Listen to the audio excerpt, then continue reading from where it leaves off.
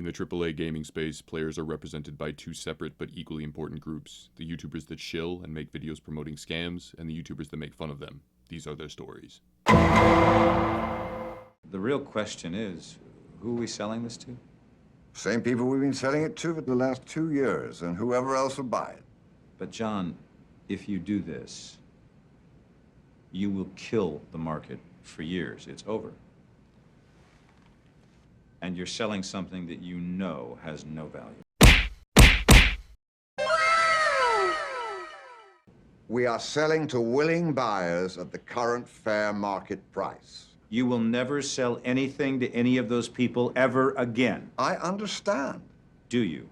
Do you? This is it! I'm telling you, this is it!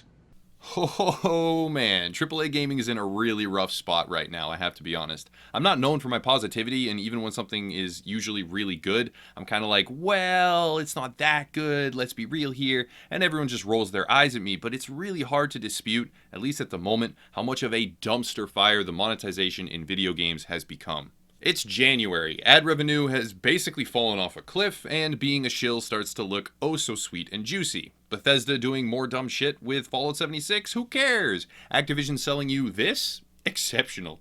Oh, it costs extra money in their shop? What do you mean that's a bad thing? Get mama's credit card, and what a deal.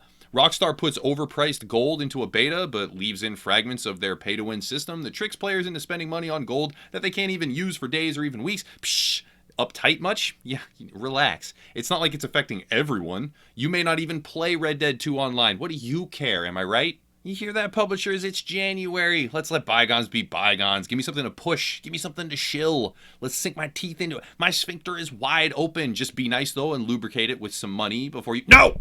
I refuse. It's not really a secret I take a hostile stance to anti-consumer practices on this channel, but man, there is more fuel than ever. The AAA gaming market has become a trash fire of greed, shady practices, and I try to refrain from hyperbole at least most of the time, but I genuinely hope that a lot of these companies go out of business. Like, they honestly truly deserve it at this point.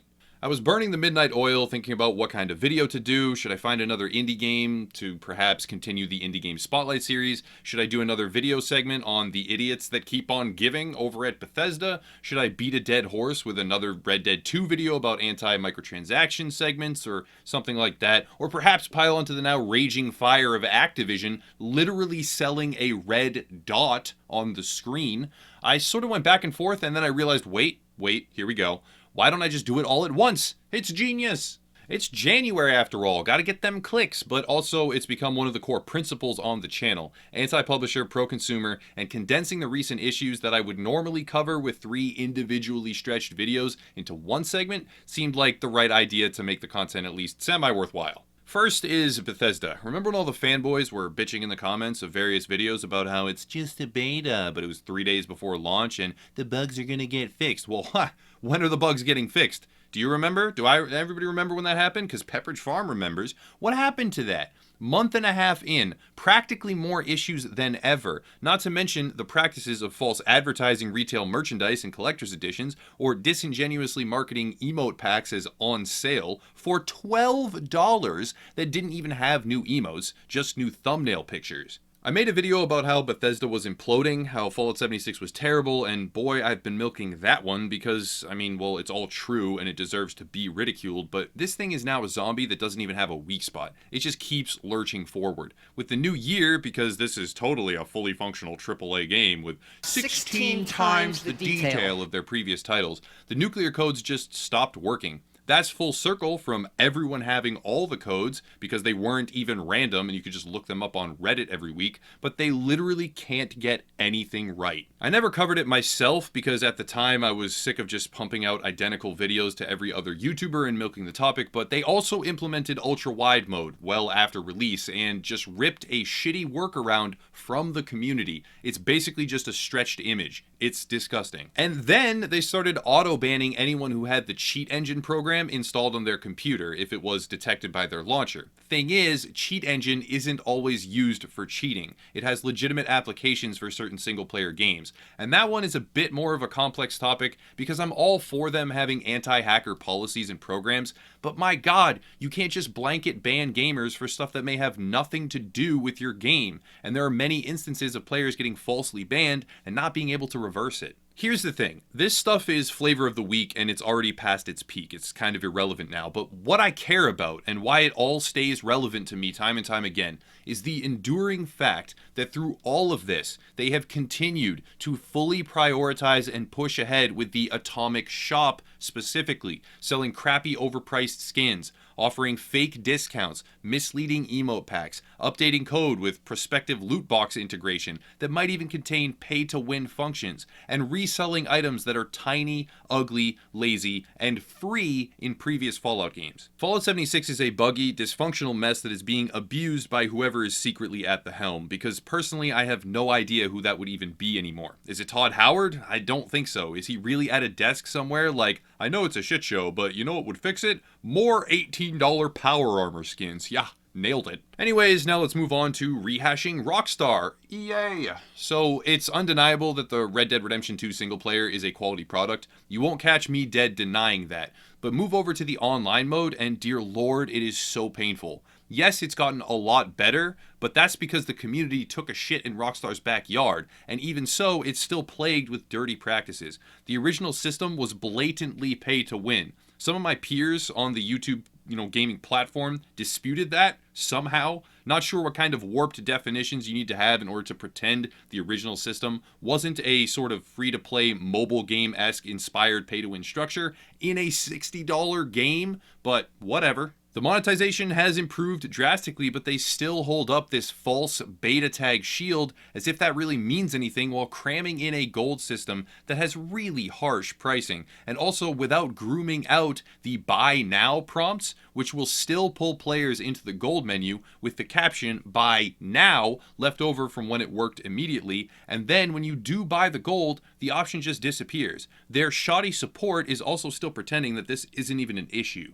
Regardless, in a similar vein as Fallout 76, this would be less of a problem if expanded content in the online mode was the main focus. It's clearly not. There isn't even a good framework to support the microtransactions at the moment, but that's the first system that they work on. I understand the premise of using microtransactions as a catalyst for future content, well and truly after a full product has been launched, and the argument does hold some merit that the single player is the product and the multiplayer is the further developed content that will be funded by gold purchases, but they didn't even port a tiny fraction of the vast, beautiful, and well-crafted single-player world into the online mode before starting to heavily monetize it. That's not the correct chain of events. Now we get to Activision and Black Ops 4. This one has been making the rounds most recently and is echoed by a lot of creators. Activision did what Rockstar is failing to do. They waited. They took their time knowing full well that gamers nowadays are getting wise to their schemes,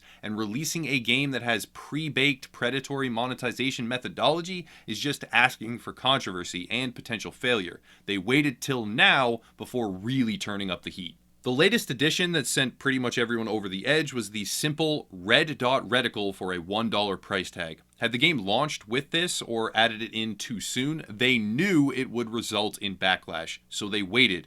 But it still results in backlash because this is one of the most morally and creatively bankrupt products I have ever seen in a digital store.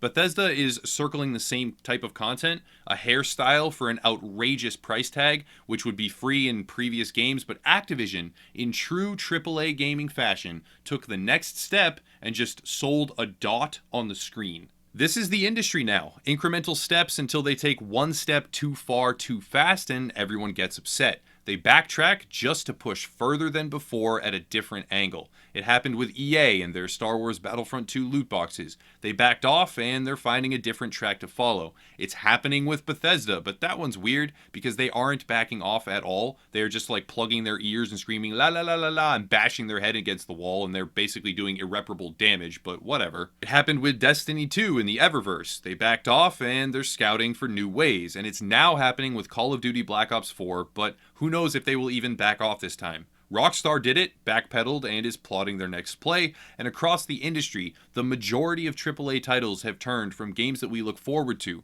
games we often trust and anticipate, to poorly designed, barely functional, or, more commonly, overly monetized schemes to string players out like butter that's scraped over too much bread.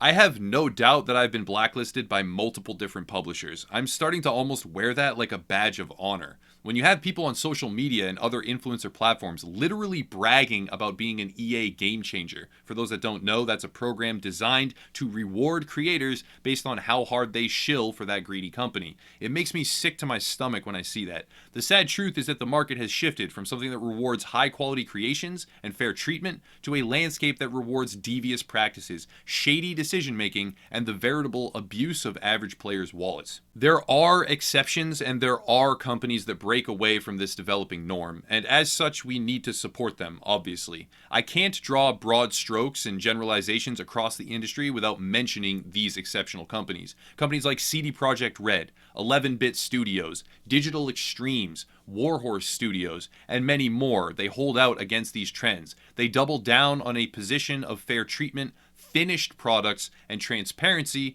which has allowed them to amass a wonderfully robust amount of community good faith. But on average, the AAA space has begun to slip into a cesspool of garbage. It's a dark topic, but it's not a fad or a fluke. In the past few years, I've seen the practices devolve faster and farther than I ever thought possible. And in the next few years, I find myself thinking in a dark corner of my mind what the hobby and frankly career that I've come to know and love will even possibly look like. That's it for today, though. Enough doomsday prophecies. If you'd like to support the channel, check out the various links down below. We have a Facebook group, Discord server, website, gaming forums, and more, but I'll wrap it up there. Thank you all for watching, and I'll always kind of keep doubling down, I guess, on anti-predatory publisher practices and pro-consumer stuff, even though I'm losing track of what kind of positive benefit it has. I try to produce videos that have more of a concrete goal, and I'll keep trying to stick to that methodology. But anyways, that's it. Have a nice night, everyone.